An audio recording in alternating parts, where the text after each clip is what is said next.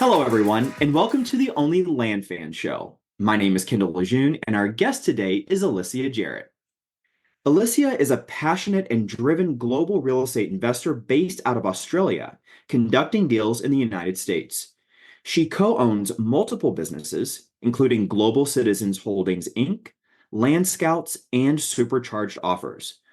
Focused on leadership in business and investing in land, her business ventures provide efficient real estate marketing and world-class data solutions, which assists other real estate investors to digitally transform their business for increased results. Alicia is also an experienced leadership, executive coach, and a business management specialist. She has coached many leaders, including entrepreneurs, business owners, and C-level executives. Alicia has a passion for seeing others lead well and succeed in their business and teams. This combination of global experience and having an entrepreneurial mindset sees Alicia excel at building and growing business partnerships, providing business and leadership advice, and enhancing results for others. A truly passionate and people-focused leader who really does love all things real estate and travel. Alicia, thanks so much for joining us. How are you today? Kendall, I'm wonderful. Thank you. Thanks so much for having me on. How are you? I'm doing great. I'm always excited when I get to talk to the Alicia Jarrett because I know that we're in for an amazing time to geek out about land and figure out how to get to the next level in our business. So I'm just beyond excited. Let's go. I can't wait to jump in. I want to swoosh past that whole intro because, that's just words on a page. Let's get to the nuts and bolts of it all and talk about marketing, talk about how we help some of the people on this call. I love it. Let's get down to brass tacks. So first question, for those of you, for those that may be listening that don't really know a whole lot about your background, can you tell us a little bit more about your background and how you got started in multi-channel marketing and specifically the new cold calling that you've started to implement in your business? Sure can. Oh, there's so much to unpack even in that first question. So I'll keep it brief because I can see like about half the people on this call I do know. But obviously, there's a whole bunch of people on here that I have not had the pleasure of meeting. So for those that don't know me, but you can tell by the accent, I'm an Aussie. So it is winter over here in Australia at the moment, but I'm heading back to the States on Saturday. So it'll be good to get back over there. We've actually been doing real estate now in the US for coming up 9 years, Kendall. And I've seen the market go through cycles in those 9 years. So been there, done that, got the t-shirt. But we started off doing fixing, flipping in houses and had a couple of buy and holds and a few rentals. We then got into vacant land about 7 years ago and have not looked back. Vacant land is where it's at, people. And let me tell you, I get single family people that come to us to do marketing for them. And as soon as we start talking vacant land, their ears prick up and they're like, maybe I need to leave houses and do land. So yeah, land is where it's at. So why did we start cold calling? Well, for those that do know, we've had supercharged offers now going for 5 years. And the main reason why we started Supercharged Offers was, let's face it, guys, I'm going to be selfish here. We started it for ourselves. We wanted to have an all-in-one where we could have all of our data, websites, ads that we were running, all the different marketing channels like direct mail, etc. We wanted that all in one because up until that point, we had 6 companies that we were working with to get that stuff done. And we thought, surely there's got to be a better way to get that more efficient. So hence we created it. Didn't actually think that it would become what it is, but we're super proud of the fact that we get to work with so many awesome customers. And now we've introduced cold calling. So why did we do that? At the moment, we're in a seller's market, and we're going to talk about that in a second. And so when you own a marketing company, you always need to be cognizant of where the market is at and what marketing channels are working best or not working best at that moment, and then adjust accordingly. So we're always evolving our products and services to be able to offer more to our customers. The second point to that, though, and you'll see when I get into the detail here, guys, we're doing cold calling a little different. So we did see what was out there in terms of the cold calling offering with a number of different companies. And we just said, what can we do to add more value here? And so we'll get into that shortly where we'll talk about how we're doing things a little different. I love that. And so we've talked about this before, but I resonate with so much of that because I was from the single family house space as well. Then I went over to saw the error of my ways and now I'm in vacant land and love it, haven't looked back. And it's been often said that if you are in the land business, or if you're in any type of real estate business, really, that you're dealing with leads, you're running a marketing business, right? Like you are marketing to get those leads. And so this topic of omni-channel marketing has been something that we've seen creep up in the last, especially last probably a couple of years or so. Can you talk a little bit about exactly what is omni-channel marketing and Yeah. what made you realize that was the route to go? Yeah, absolutely. So omni-channel marketing, I do actually have a slide here that I want to get to just because we've got some people here that are quite visual. So let me just put up a visual while I talk to this, right? So multi-channel or omni-channel marketing. The main reason why you need to be omnipresent with marketing, guys, is about all of this stuff here. Demographics, first and foremost. Sellers are all types of people these days. Now, when I say all types, the reason why I'm putting that point up first, Kendall, is like 7 or so years ago when we first started doing land, most of our sellers were pretty old people, right? But as we've gone through different market cycles and we've gone through COVID, our sellers now are all kinds of people. We got people in their 20s and 30s, all the way up to their 80s and 90s and everything in between. So demographics then dictate how you should approach marketing. And if you're only doing, say, one marketing channel, you're leaving deals on the table based upon the communication preference of your audience. So what do I mean by that? So I always use myself as an example here, Kendall. So for those that don't know, I'm about to turn 49 in a couple of months, but I look at myself as middle-aged, right? But I'm a digital person. How I do business and how I communicate is digitally. If someone's calling me or sending me direct mail, I might not respond to that. But if they give me their website, or if I see an ad online, I'm the kind of person that will click on that, go and do some research, and then make a decision. So we need to be cognizant that we've got to have an ecosystem that attracts and nurtures our leads and meets them where they are at. Not where you're at, where they're at. We get a lot of people coming to us that, oh, I've only ever done direct mail or I only ever do SMS. And I'm like, that's great. But imagine if you did all channels, and we get across 7 channels of marketing. Imagine if you did all channels, could there be, just go with it here, could there be the opportunity that you might get an extra deal or two a month because you're being cognizant of the fact that your demographic is so large? So that's really about omni-channel marketing, to make sure that your leads have got ample opportunity to see you above your competition. That's such a great explanation. And I think one of the things that stuck out the most for me when you were talking about that was meeting the sellers where they are, right? There's different seller demographics, there's different seller psychologies, and we have to be able to use the right channel to be able to even start having communication with those multi-different seller types. So that's a really, really great explanation. Thank you for sharing that. Pleasure. So one of the things that I get asked a lot is which marketing channel is working the best? Can you talk a little bit about, I know that's probably a loaded question because there's so many different variables, but can you talk about what you're seeing that's working really well for this current market? Yeah, look, Jennifer, cold calls. Yes, cold calls. Exactly, Jennifer. Cold calls are working best. And why is that? We're in a seller's market at the moment, guys. For those that don't really understand the difference between sellers and buyer's market, any market goes through a cycle. Now, that typical cycle for vacant land is about 7 years.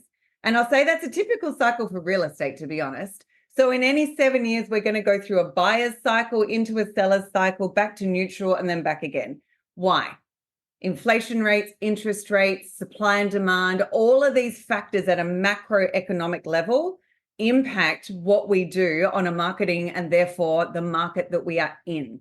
So the fact that we're in a seller's market at the moment, what does that mean? That means that sellers have more control of what they want to sell their properties for.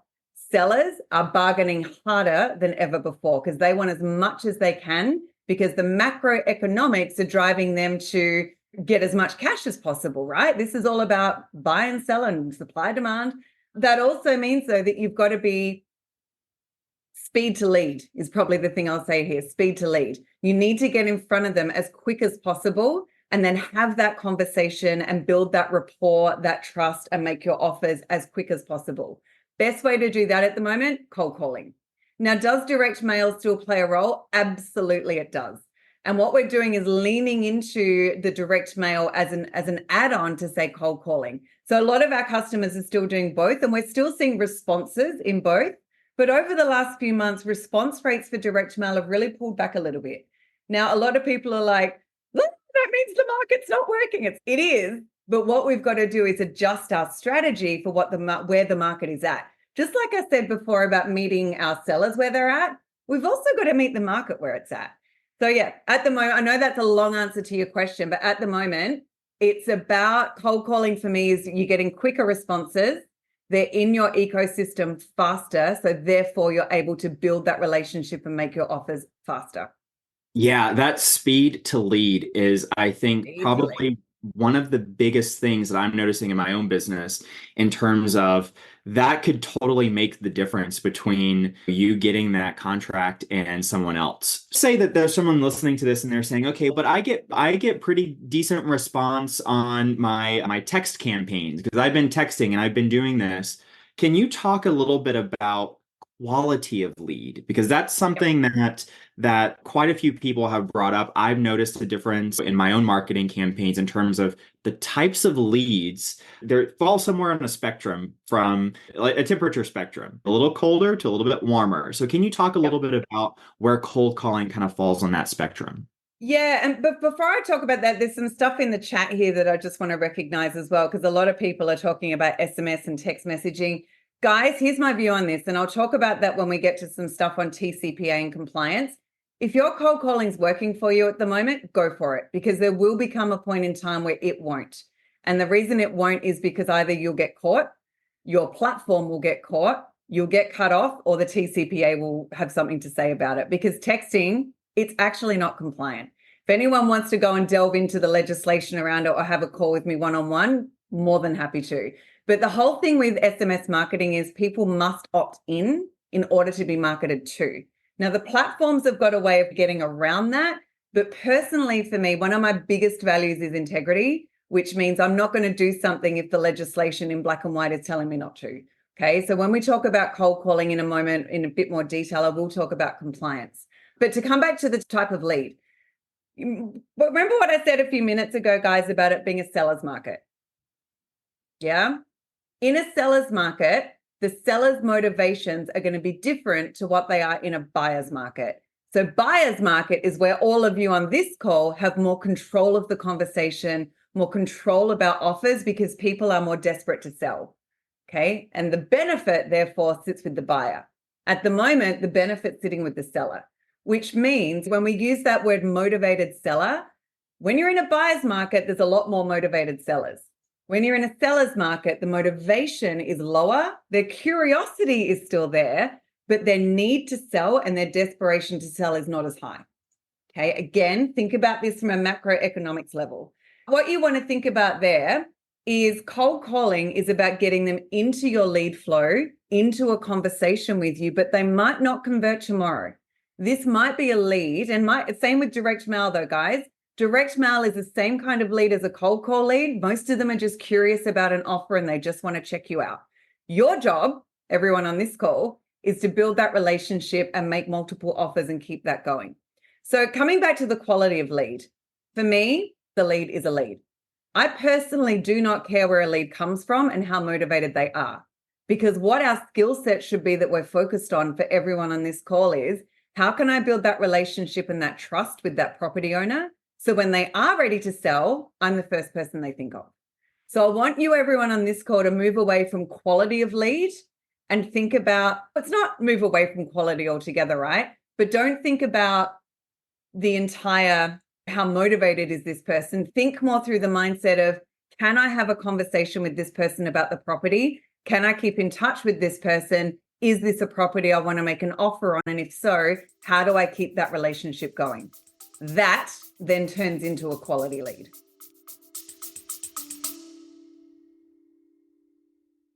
Hey, land fans, looking for your tribe of serious land investors? Join thousands of your fellow land lovers in the Only Land Fans Facebook group. We're talking real deals, expert strategies, and game-changing connections you won't find anywhere else. This isn't just another real estate group. This is the community where land investors come to level up. Join us at onlylandfansgroup.com and join the conversation today. That's onlylandfansgroup.com. See you there.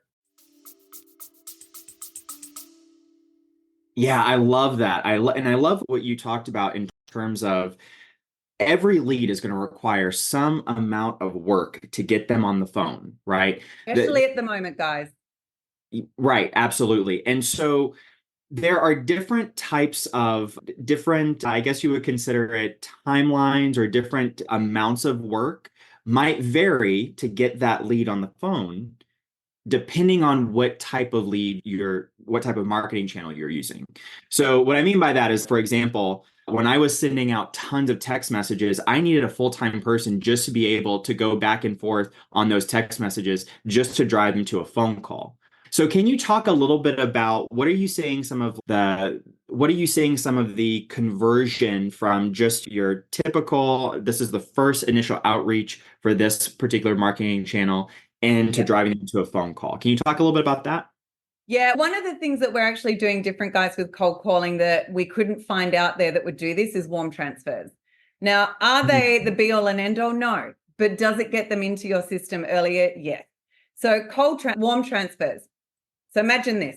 The cold caller, they're on the phone with someone. Let's say they're on a call with Gordon, because Gordon's next here on my little list. And Gordon's got a property and he's talking about that property and he's really open in his conversation. He's curious about an offer. We're going to call Kendall straight away and say, Kendall, we've got Gordon on the line. He's really open about his property. He's talking about it. He's curious about an offer. I'm going to connect you now. Now, that whole purpose of warm transfers does transform what happens next, because all of a sudden that seller has gone through a pretty quick process of qualifying the lead, getting them over to you having that first conversation with them, building that relationship and doing expectation management. Big thing. I want that in bold and underlined. Expectation management. What do I mean by that? If you can say to that property owner, look, I really do want to have a look at this property. I am buying deals in the area. Give me 24 hours. I want to go run some numbers now that I've had a conversation with you about your property. And in 24 hours, I'm going to be calling you back on this number and it will be at this time. And then I'll be talking to you about an offer for your property. Does that sound okay? Now, if we put ourselves in the shoes of a seller, I now know you, probably am starting to trust you, probably am starting to like you because you're telling, so know and trust are three things in marketing we've got to lean into. And I now know what's going to happen next. What we find with things like SMS and cold calling where the lead gets sent to you, but it's not a warm transfer, is you've almost got to start at zero. Now you've got to get them back on the phone, start the conversation again, pick up where someone else left off. And it tends to put a little bit of a dent in that conversation flow. So warm transfers, yeah, Marty, warm transfers help eliminate an entire call sequence for us because we can qualify them in one step and schedule an offer call. Marty, comment of the day. And yeah, I completely agree. You're bypassing that whole clunkiness in the workflow and really getting to the speed to lead, right? Speed to lead. That warm transfer makes all the difference. Yeah, that is fantastic because I know several people that I work with might even have a hard time getting that warm lead that was reported, getting them back on the phone, right? Yeah. Just to have that first initial call. So that completely removes that. And also, the other thing is that I love so much about warm transfers is you were just talking about know and trust. I can't think of a better way to frame your authority as the cold caller actually saying, let me transfer you over to our buying manager. Now you are the person that has a specialty. And so I think that's really, or really. let me transfer you over to the owner of the business. That whole thing Right. about elevating in their mind, oh, I'm now going to speak to the person that might buy my property. Oh, I'm now going to speak to the owner of the business. So whatever we customize on the script, we want to position that so that they're now feeling like they're important. Yeah, that's fantastic. I don't know how many people have ever played around with things like or sites like Zillow or Redfin, but they use these warm transfers where if you call a number on a property to be able to maybe go view the property or something like that, they will immediately do a warm transfer to a realtor. That way they can now start working that lead. And it really does. There's just so much benefit to that. Yeah. Because while that seller is in the mind frame of, I want to sell, I want to talk about it, then let's have that conversation because we don't know where Now. that seller is going to be when you do call them, right? Yep. And none of us know what tomorrow holds, right? So the minute we can have that conversation, the better. And just to Jennifer's point on here, she said, want some control over the timing. Absolutely. So when we set up our campaigns, and I've got a few people on here that are working with us at the moment, we will find out, when are you available? What CRM do you want us to put leads into? If you're not available, what email do you want us to send the lead over with the recording so you can listen to that call beforehand and then go and call the person back? There's ways of working that we can work with our customers to maximize their availability. Thanks, Yeah, Jennifer. that's really good. Ken has a question. He says, wouldn't that motivate them less as it is another step instead of directly seller to buyer ASAP? I'm not sure if I understand that question, Ken. Yeah, So Ken, can you give us a little bit more clarity in the chat here? Yeah. So is it another step? No, it's actually a removal of a step, Ken. So when you've got a warm transfer, immediately that connection is made. So therefore you can start that conversation, set the expectation, and now you've got that direct to seller, direct to buyer conversation going on. So it actually reduces the amount of steps. Yeah, so another way of looking at it is it reduces a way of saying steps is it reduces the number of calls. It's not going to say, okay, we'll have the seller call you back. That's a different call, right? This is the same call. As soon as they talk to that seller, they say, okay, well, hold one moment, and then they patch you through to the actual buyer. One of the things that I have found about cold calling is that I actually a bit better than texting is the fact that when you have someone that's actually picking up the phone and having a conversation, that's a little bit more of an investment of time than just like texting, sure, send me an offer. That takes very little time commitment at all. Just text me an offer. So when I found that whenever I'm actually talking to people that have come in from a cold call lead, like my gosh, those people are so much more willing and open to talk because they've just been talking about the property. Yeah. Yeah. Yep. And it's, again, meet people where they're at, right? If they're in conversation mode right now, you want to capitalize on that.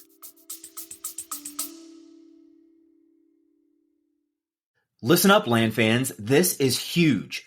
We're bringing you the one and only Pace Morby, star of A&E's Triple Digit Flip and the mastermind behind $450 million in real estate deals. He's coming to our virtual meetup on Thursday, December 5th to share how he's applying his creative financing genius to land deals. Head to olfmeetup.com to save your spot today. That's olfmeetup.com. This is the kind of opportunity that changes everything.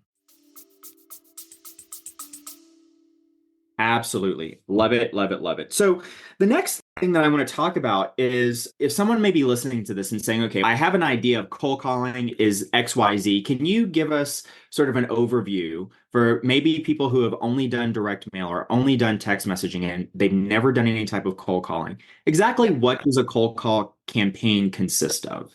Yep. Well, I'll share a little slide here, guys, and I'll walk you through what a cold calling campaign consists of. And this is a little bit about how we're doing things differently, because I've had a few people reach out and going, why are you guys doing cold calling? And aren't you the same as others? We're actually not. So here's what we want you to experience when it comes to cold calling. So we are going to do everything based upon time, not dials. So a lot of other cold call companies out there, guys, if you're paying for, say, 4,000 dials, if that means that the phone has rung 4,000 times, but even if people don't pick up, you'll still charge for those 4,000 dials. So that means, again, the value proposition with that is, yes, you'll get leads, but there's probably some leads that have been left on the table because they just didn't pick up the phone. So we're going to make sure that we're doing that based upon time. So if you've got a list of, say, 4,000, do that here as an example, and we want to get that list dialed multiple times. So say a list of 5,000, if we're calling that list for 1 to 2 months, it's likely that we're actually dialing somewhere between 15 to 25,000 times, which is huge. So a lot of people are like, how does that happen? There's systems and processes that make this all happen, but that means that you're going to have an increase in pickup rate, okay? So that time, not dials, is good. Warm transfers, we've already covered. So connect with your lead instantly to make sure that you can do that. As opposed to texting, guys, and let's not use this call to talk about texting, but we are very big on compliance. And this is one thing that we couldn't find out there with a lot of other services, is scrubbing your data through do not call list and litigators lists And then you know who those people are, so you can then send them direct mail. Okay, so direct mail still works, guys. It's just a little bit on the slowdown at the moment, right? So we want to make sure that we're still utilizing that data. And here's the thing, you don't want to be stuck in a lawsuit with the TCPA, because trust me, I've seen it. It ain't pretty. And it's a lot more than what you think it is, right? The other thing is call recording. Why is call recording so important? Sometimes if you're not available to have the warm transfer and it's about you doing a call back, if you've got the ability to listen to that call before you call the person back, you get to check in with things like sentiment, emotion. What did they say? What did they not say? What was their approach to the different questions that they answered? So when you get back on the phone, you can be like, yeah, I heard you mention to such and such about XYZ. Can we pick up on that conversation? So it allows you to really approach the conversation through a lot more structure. Making sure as well that you've got a team that are on site and sales trained. Now, our team, we've got 13 people in our cold calling team at the moment, and we're growing it. We're also growing their skills as we go as well. So the more calls that they can do for vacant land, the better. And we're always giving them feedback and adjusting, but they are on site. And that means that they've got a full-time account manager and a full-time quality assurance person on site with them, which is great. They're not someone sitting at home doing their own thing. They actually manage, which is awesome. And the other thing is daily and weekly reports. We want to make sure that we can see that the data is working. For those that know, working with supercharged offers as well, we're very big on data. So what does that mean? You're going to get some reports that not only show you all of your leads, but how many dials we're making per day. How many of those were connected? How many were abandoned that we're going to do a callback for? Because that's all part of the data cycle, right? Being able to do that time, not dials. So then what happens is on a day-to-day basis, based upon all of that, guys, on a day-to-day basis, you should get somewhere on average about 2 to 3 leads per day. There might be a day that you get 1, there might be a day that you get 5. But on average, this means that your lead pipeline and your lead flow now starts to get a lot more consistent. Yeah, that is fantastic. And just to clarify, those 2 to 3 or even up to 5 leads a day, these are people that have spoken to a cold caller, that have said, yes, I'm interested in selling. The cold caller has collected some initial information. These are not cold leads of, why are you calling me? You are talking to people that say, yes, I'm ready to start talking about my property. And it doesn't matter. I want to qualify something you said there, because we do ask in the cold call script, would you be open to selling for a cash offer? That's in there. But here's what I want you to think about, people. We are dealing with humans, not robots. So sometimes what is said and what is heard can be different. So you might get back on the phone and they say, yeah, I am willing to sell. You might get back on the phone with a lead that says, I'm not ready to sell now, but I'm curious what you might offer me. I'll come back to what I said before. The lead is a lead. Don't overthink where they're coming from and where they're at. Get them into your ecosystem and just start nurturing. Keep the lines of communication open. And the reason why I say that, if I think back to the hundreds of deals I've done over many years, some of the best deals, people I've actually kept in touch with, sometimes it's been 9 or 10 months and that they're now like, I'm ready to sell, you've got my deal. Just that little touch point every now and then and just keeping them in your ecosystem. The long-term impact of that is definitely something that I want you to all think about.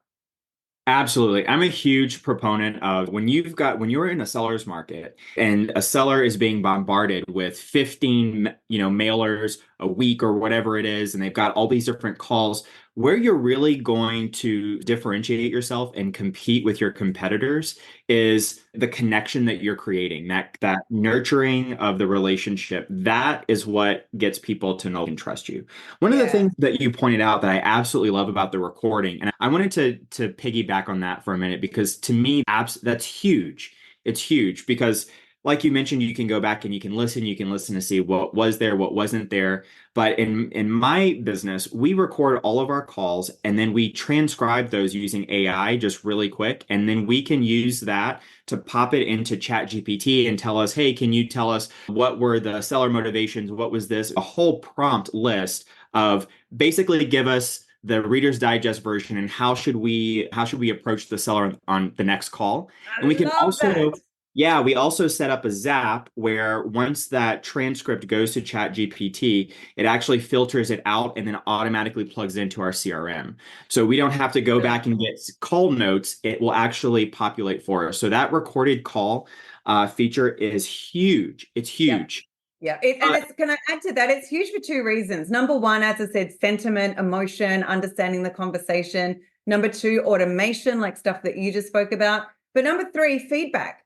Now, for those that know me really well, we are always open to feedback. So if you're noticing something in the script that you want changed, you can tell us. If you're noticing that the caller is saying something in a particular way and you want that changed, you can tell us. So that on-site coach, quality assurance person will implement that same day. And I know I've got James on the call here, James Gross. I know James and Jennifer gave us some feedback a few weeks ago. Our account manager was onto it that day, got into the team, gave them the feedback, altered what needed to be done. So it's that whole holistic view of information and how we use it. Yeah, that is fantastic. AJ, you touched on this a little bit where you were talking about compliance and lawsuits. Can you talk a little bit about, give us maybe a 30,000-foot view of a case study where someone got into trouble because they weren't compliant?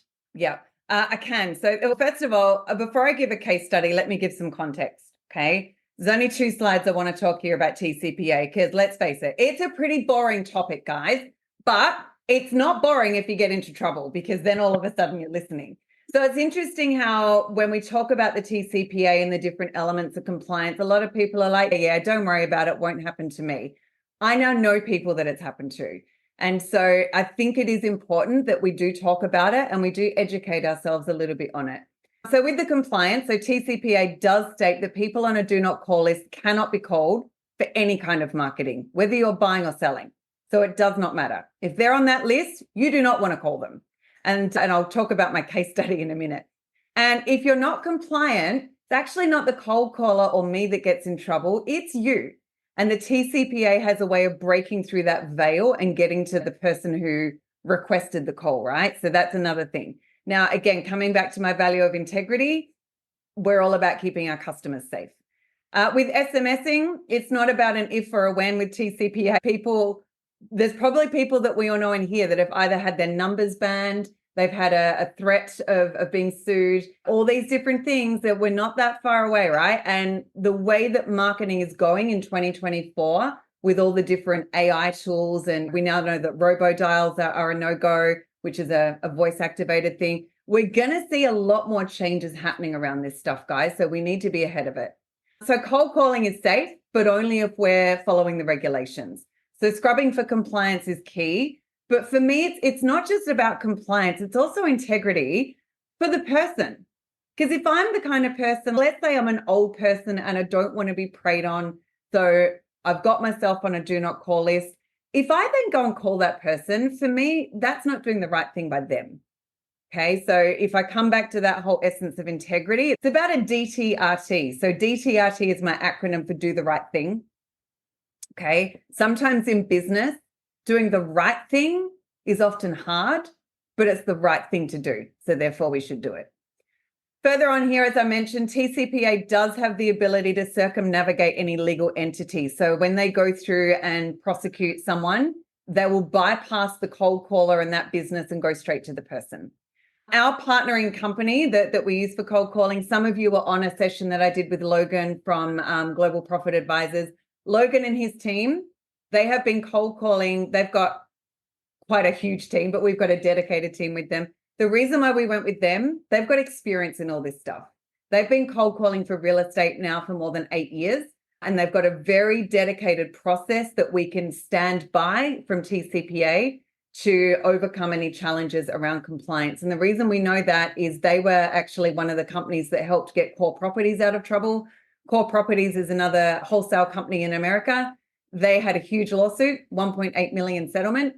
And now they still do cold calling, but they only use the same team that we use.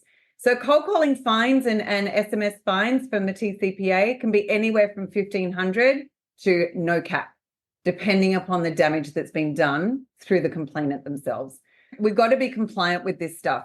Now, to come back to a case study as well, the main reason, and I'll be fully transparent here, guys, the main reason why we also wanted to start our own cold calling company is some of the services we were using weren't really worried about compliance. And we did have a customer that got called out on that. Somebody was called that was on a do not call list, and they were on a litigators list, and they went to blackmail our customer as a result. That for me was like the moment that I went, time out, we got to bring this internal and we've got to put some structure around this. So we immediately stopped all the cold calling and switched to our own and got that up and running in a few weeks. And now I'm really proud to say that everything we do comes from that place of compliance.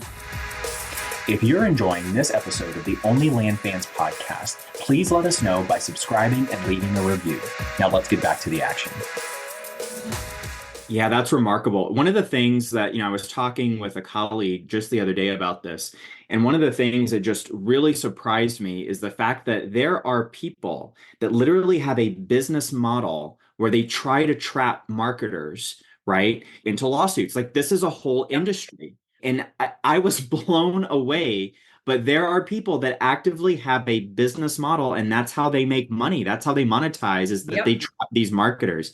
So it's not just like this particular customer that, just to add to that, Kendall, this particular customer that did get caught in the middle, the person that accidentally got called literally went to blackmail them. And he had the entire model. So you got to pay me something by this time and this day, or I'll be suing you. I've now got your company name. I've got your company address. I'm on a do not call list. So if you don't pay me, expect to see that soon. We managed to work through it, which is good. So it did have a happy ending. We got everything resolved. But you're right. There's people out there that are preying on other people. And unfortunately, we got to keep everyone safe in the current day and age. Yeah, huge. So it's not just if I randomly run into a disgruntled person that just has a bone to pick. There are professionals out there, professional litigators that are looking to take you down. What world have we gone into? And I just want to say what Marty's got here, right? My number that he had registered got flagged, even though they weren't mass texting. Honestly, you can get flagged for the smallest of things these days, and it can put a real bump in your business.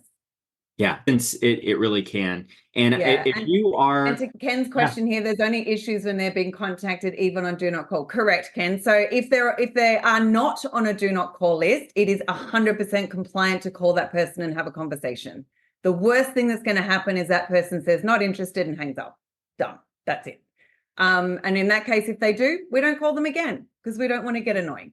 So we're very respectful of people's boundaries. Love that. I love that. So AJ, can you talk a little bit about what makes a successful cold call campaign? How do you nurture cold call leads? So once that lead comes in, maybe you've had a warm transfer. You've talked a little bit about nurturing, but can you speak more to maybe some follow-up sequences that you've seen work really well, or some follow-up cadences? Yeah, sure can. So obviously we've gone through warm transfer. So just to recap on that, remember, excuse me if you can hear my cat meowing in the background here. Remember, they're cold. They don't know you yet. So when you've got the warm transfer that comes through, just ask questions and be genuinely curious about them and their property. Don't make it about you. Make it about them. Know and trust, right? People's favorite topic is themselves. So get to know them, get to know their property, and set the expectation of what's going to happen next.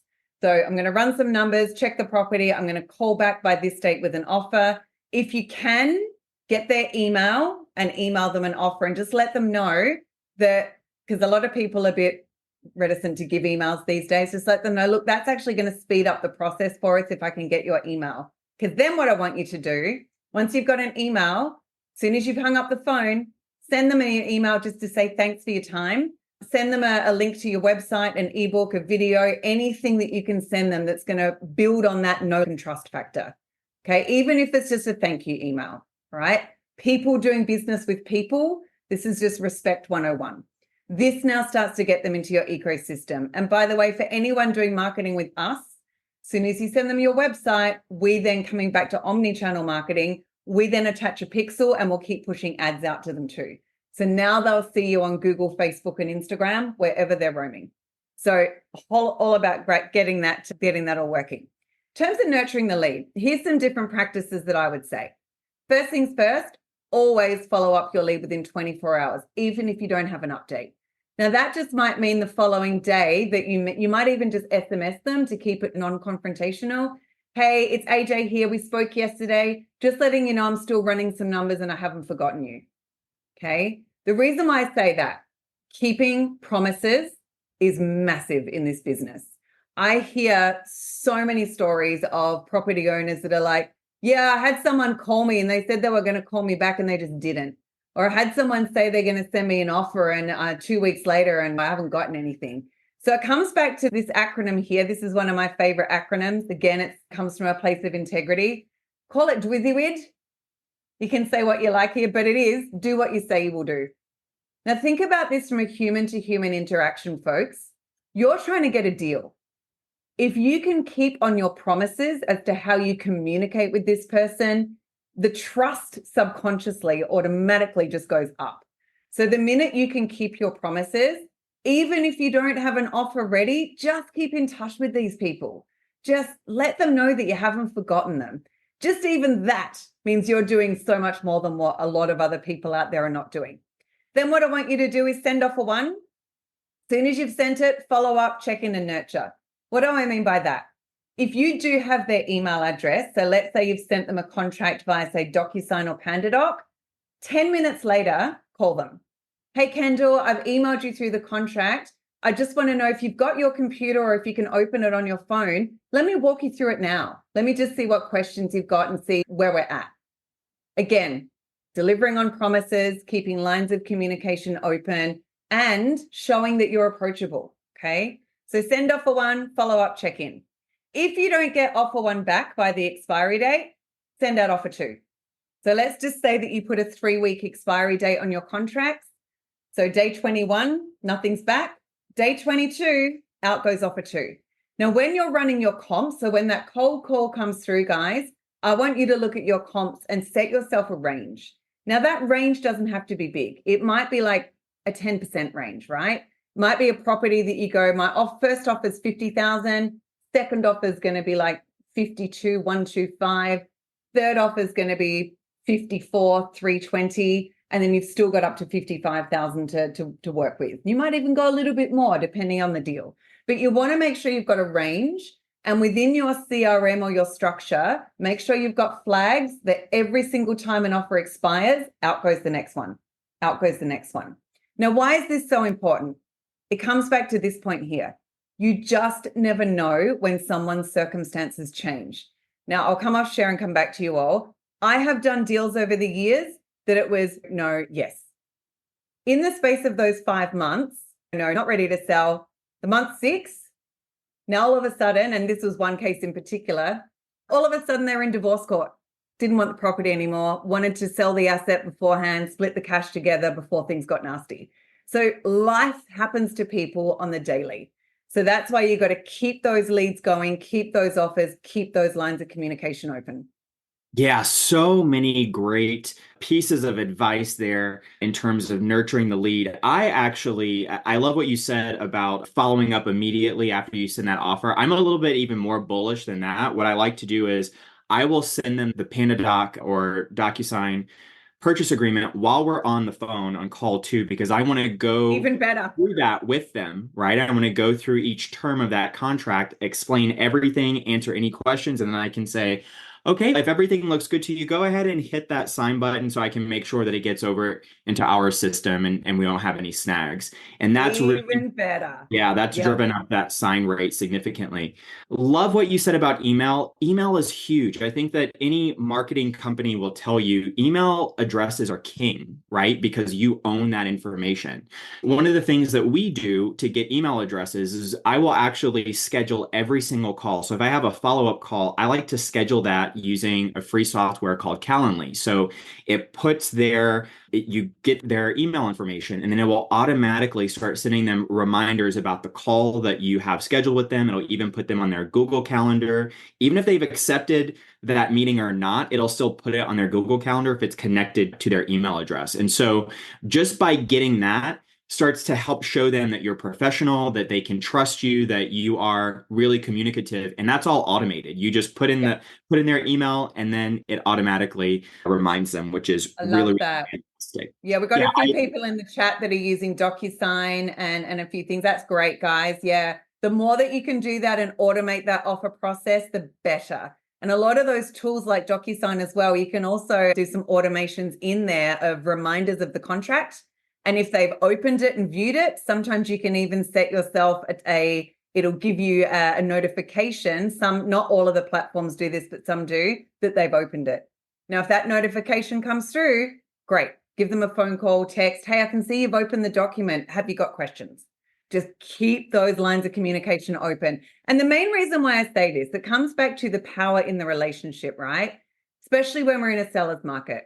What I want all of you to think about is that you are the one negotiating on this contract, not the seller. I want you to have the mindset of, I can close this deal and I'm in control of this deal.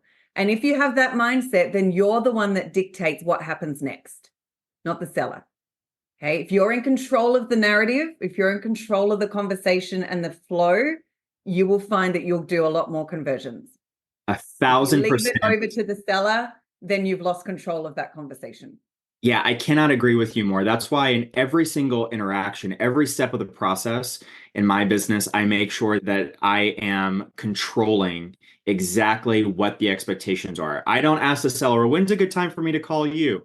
I will give them, I have this time on this day and this time on this day. Which one would you prefer?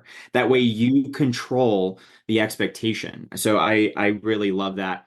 The other thing that I think communication is so important is when it comes to just having them understand what the next steps are, or maybe even understanding what the purchase agreement is actually saying. When someone doesn't understand something, if they're confused, they'll fill in the blanks, and then a confused mind always says no. So making sure that they understand exactly what you're talking about, giving them a timeline. Okay, this is going to happen. You're going to sign the purchase agreement, and then this and this will happen. That, I cannot tell you how much that has changed our lead conversion, making sure that we have very clear explanations. For those of you wondering about those, yeah. I love that. A good explanation means a good expectation. There we go. That needs to be on a t-shirt. That's so good. Explanation means a good, what did I say? A good explanation means a good expectation. Yeah. There you go. I want you to think about this too, right? When someone has an expectation in their mind, now this might be like, let's just use a really typical example of a husband and wife at home. The dishwasher's finished running, and in your brain, you've got an expectation that the other person's going to empty that. And they don't. So guess what we do? We get frustrated. We get angry. We're like, why didn't you empty that? First of all, there was no conversation around it. There was no expectation set. So this is what I want you to take into your conversations with your sellers. When you're not crystal clear about what happens next, they will make it up in their own head about what should or shouldn't happen. And then again, you've lost control of the narrative. Absolutely. And if you're wondering, what are some examples look like of how to explain that or how to be crystal clear, I have my seller scripts that I will be sharing with you guys in just a few minutes. I'll be popping that PDF in the chat. So everyone on the call live is going to get those seller scripts so you can see how I ask for certain things and how I set those expectations up. Yeah. I just want to comment on Richard's thing in here. He said he deals a lot with elderly people and getting email addresses is a tough one. Yeah, it can be, Rich. Funnily enough, like I've dealt with people in their 80s and 90s that actually have email addresses because they've had them for 20 years. So a lot of them do. The second thing I would ask on that, Rich, is do they have a family member that has email? Have they got a son or a daughter or a partner or something that might have an email address? But even if they don't, still back it up by sending an offer as well. So if there's no emails, just get an offer out anyway. When you do come across the people that don't have email addresses, they don't have access to anyone with email addresses, you can still send a purchase agreement virtually by using a service like certifiedmaillabels.com or something like that, where you can, send these one-offs from your computer and they'll send an actual piece of mail. So we've done that as well. Yep. If they are okay with being able to at least take a picture of the contract and send it over to you, my title company accepts that so they can start the ball rolling. Once they get that photo of their signed purchase agreement, they start the ball rolling on that title search. Yeah, I'm laughing at the fact that people are laughing at AOL on here because, it's like Hotmail, right? It's so old. And Jason said, can you send text links for online? Yeah, there's definitely some software out there, Jason, that you can send a contract via text. What a lot of old people struggle with then, though, is how to sign it. I saw something a while ago. Someone did a little post that it was like they were having trouble with their elder person signing the contract. And when they got on a phone with them, they had a pen on their phone and they were trying to do this. Bless. So That's you've so got to be cute. cognizant of the fact that people are at different technological places of evolution as well. Yeah, so sweet. Yeah, Ken, you just said, what about through mail? Yeah, the certified mail labels will actually send an actual mail piece, but you don't have to go to the post office. You can just send it directly through your computer. All right. So, one of the things that I wanted to chat with you about, AJ, because you are so good at this particular topic, is can you talk a little bit about someone that may be on a time crunch, they have a W-2, they're trying to do the time management thing. They're trying to get their business rolling. How can they implement a cold calling sequence, the warm transfers? How does it just all fit together? Can you talk a little bit about that? Yeah. So now we're no longer talking about sellers. We're talking about like everyone on this call, right? Everyone on the Um, call. Yep. And people that are looking to get into real estate and vacant land as well. So look, there's a couple of different things here. The first thing I would say is before you even get into this business, really sit back and think about your goal. And I know I don't want to get all esoteric here and talk about what's our why and all the big stuff there. Like we get that, right? We don't need to talk about that. But I think it is good to really understand your bigger purpose as to why you want to do this. The reason why is if you are still doing a W-2 and you're also trying to build this up on the side, you're going to have times where your time is crunched. And so to keep that North Star in mind about, let's remind myself why we're doing this, keeps you grounded. Okay, so that's number one. Number two is in thinking about where your time is best spent. So what I like to do with our customers is ask them, so what's the activities that you can do that are moving the needle activities? Moving the needle meaning revenue generating, right? Revenue, it's like a little rev machine. So what are the activities you can do that you want to keep in your control to do that? Negotiating with sellers, talking with realtors and getting them on your team, talking with your title company and managing the closing process, like all that stuff is what generates revenue. And then ask yourself, what are the different things that you can outsource that you can have done for you? Now, obviously, a lot of people know that's what we do on the acquisition side. There's now services out there that do it on the disposition side. They'll even sell a property for you. So Robin Sybe and his online land market, they're doing deals with that. So there's different services out there you can use. So number one, think about your time. Where is your time best spent? And also think about that through the lens of your learning curve, because it's really interesting to think about what are the things that I'm confident with now versus the things that I might want to outsource and then as I get more confident, I'll bring that back in. Because you don't have to do everything, guys. And I think this is where I see a lot of people give up when it comes to real estate investing because they are literally trying to do it all. And then they get into a place of overwhelm. And then they get into a place of, I come home from my job, I've got 4 hours to work on this, and now I'm exhausted. So it really is making sure you're always checking in with yourself about where you're spending your time. Secondary to that, though, if we think about cold calling. So if cold calling, depending upon the volume that you're doing, if that's getting you like 1 to 3 leads a day, most people should be able to do that part-time. So what I would then suggest is that you're segmenting your week out like this. So cold calls are coming in when you get home from work. So if you've got a W-2, you're getting home from work. Obviously, you might not need to take advantage of warm transfers, but that's okay. You get home, you listen to the recordings, you call the person back. You have a quick preliminary conversation with them about their property. So that might be like half an hour to 45 minutes every night. You're returning those calls, finding out, getting them into your ecosystem. Then maybe Mondays and Wednesdays is your comps day.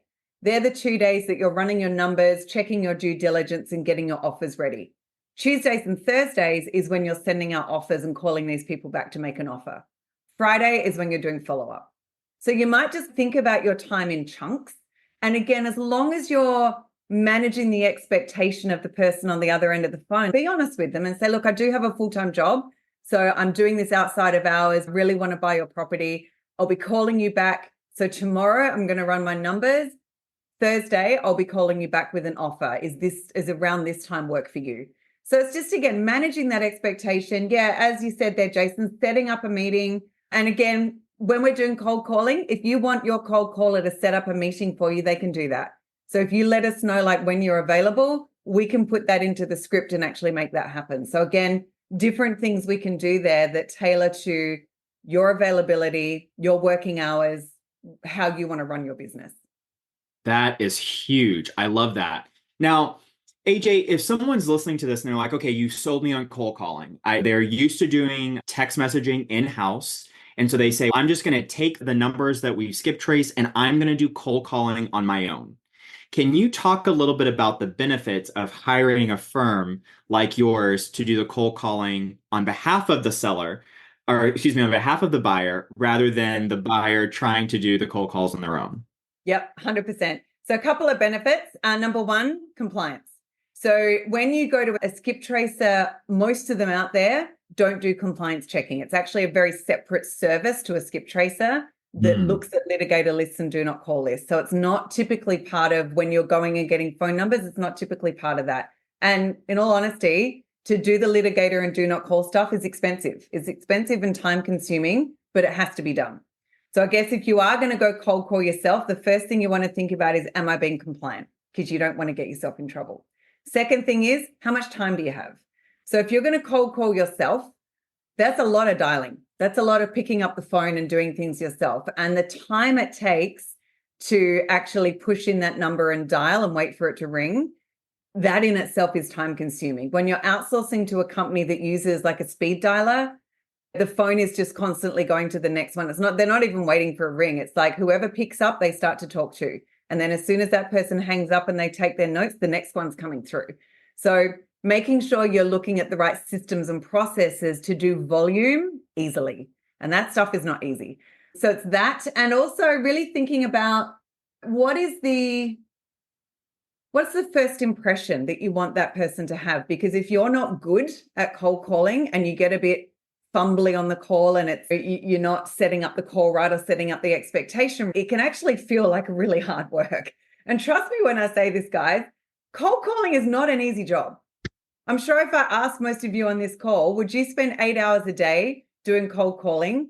Most of you would rather stick pins in your eyes. Yeah, James just went, nope, definitely not for me. And it's not for me either. I love talking to people and I can talk underwater for those that know me, but it's, as Aaron said, it's mentally draining. So therefore you want to have someone who is trained in how to do it, has the right resilience to do it, understands the process and making sure that they're following what they need to get the most value out of those leads for you. Yeah, Miriam asked, is my team out of the US? Miriam, they're actually not. They're based in Egypt. We did have some cold callers in South Africa, but I was finding the accent was not that great. So our main team is actually based in Egypt. Now, you might, for a lot of you listening, you might go, Egypt, wow. There's actually some land people out there that have got full-on teams in Egypt. I don't know if it wasn't RJ. He's our friend in Austin. Yes. He's got like a whole team in Egypt that basically manages his business for us. So Egypt, they tend to be very sales-driven people in Egypt. They're very professional. And sure, Egypt has a really good work ethic and their English is pretty reasonable. We do actually test all of our cold callers. They must be a 4 out of 5 on English. And we've got a full-time coach that's helping them out with tonality and speed and cadence and stuff like that as well. That's fantastic. Now, AJ, I know that we've talked about cold calling. I think that so many of us now, if you are on the fence about cold calling, probably, okay, I get it. I understand the buzz around cold calling. Can you talk about what the expectations are for someone that wants to work with you and your company on cold calling? How does that work? Do they provide criteria? Do you pull the lit? How does all of that work? Yep, it's a fully done for you service, guys. So essentially, you just need to give us your wish list. What is the types of properties that you want to go after? What's the minimum assessed value, areas, zip codes, property types, all that stuff? What's your wish list? We'll then go and pull the data for you. We'll scrub it, cleanse it, parse it, skip trace it, put it through the do not call and litigators list, get it ready to upload to your CRM. We want it in your CRM before the cold call starts if we can. What we'll then do whilst the data's being done, we'll allocate you a cold caller. We do have a dedicated team. Frank, who knew? We do have a dedicated team. So whilst we're rotating people through different campaigns, we'll wait for the perfect caller to be available. So we do need about a 1 to 2 week lead time. Reason for that is we don't just want to give you a random person. We want that person to be trained, ready to go, ready to start. And most of our callers now, they've been with us for 2 months and just over. So we're starting to rotate them through different campaigns. So we'll get the data ready. We'll introduce you to your account manager and they will be in touch with you on a weekly basis. They'll give you your lead sheet, your call reports, your call recordings, everything will be ready to go. All we need from you is that buy box criteria, and obviously where you want your leads to go to from a warm transfer or an email perspective, and then we're good to go. Yeah, that is fantastic. I love that it's a one-stop shop. I'm not having to go to DataTree or some type of list provider, try to pull that, clean and scrub my own list, or have a virtual assistant do that, then get it to you. I love that it is all-inclusive. Yeah. Outsource is the name of the game. Yes, exactly. Frank, in terms of CRMs, look, there's lots out there. Personally, I like Pebble. There's some good stuff in Go High Level as well. Pebble for me is really great because it does integrate with some of the stuff we've talked about today, and we can easily upload data into that for you.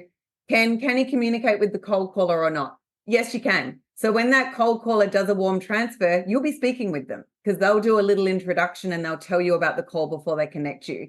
We've also got your account manager that you can give feedback to. So if you've listened to some calls and you want to adjust a few things, as I said, you've got a direct line to them. So they'll be available every day to help you out with stuff there as well, Ken. Excellent. And what does it look like when the leads actually come in? Are you delivering those via email, or is there some kind of dashboard or a live Google Doc or something? Yeah, it's actually all of the above. So no all of lead the is gonna above slip through the cracks. Yeah. So when the lead is warm transferred to you, they'll then be recorded on a lead sheet. So we have a shared Google sheet that will give you the name of the caller, the time and date of the call, the property owner, property information, the answers to the script, and if that call was transferred or not, and whether there's a callback needed or not. And then you'll have the recording link in there. Secondary to that, leads will be put into your CRM. So if you've got an email for, say, Pebble, or just an email to you or your team, that will be also emailed to you. So you'll have ample opportunity to make sure that nothing gets slipped through the cracks. That is amazing. I love that you can populate those into the CRM, and that's not another step that you have to go. It just shows up and it's, okay, go work the lead. That's amazing. I love that. Go work the lead. I love that. So AJ, I want to thank you so much for being so generous with your time. Thanks so much. You guys have been phenomenal. Some incredible information. Thank you, AJ, for sharing. This has been so much fun. Thank you You're guys so welcome for joining us and asking so many remarkable questions. Cold calling will change the game. I've been on the cold train for the last year, and I can tell you that it's only getting better. Definitely schedule a call with AJ, and you'll be in fantastic hands. All right. Yeah. Until then. And just as a reminder, as I said, guys, the next few days I'm here in Australia. It's pretty busy. Next week I will be in the States. So my calendar, if you can't find a time by end of the week, what I might do is email you all on Friday just with an updated calendar for next week, because there'll be a whole bunch more times there. So yeah, all good. Love it. All righty. Thank you guys, everyone. This has been absolutely fantastic. I hope you have a fantastic week, everyone, and we'll catch you in the next one. Until then, take care, be safe, and we'll see you next time. Bye-bye. Thanks, guys.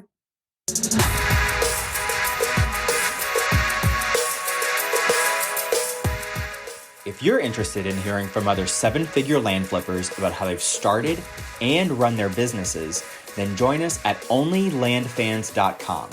Looking forward to seeing you there.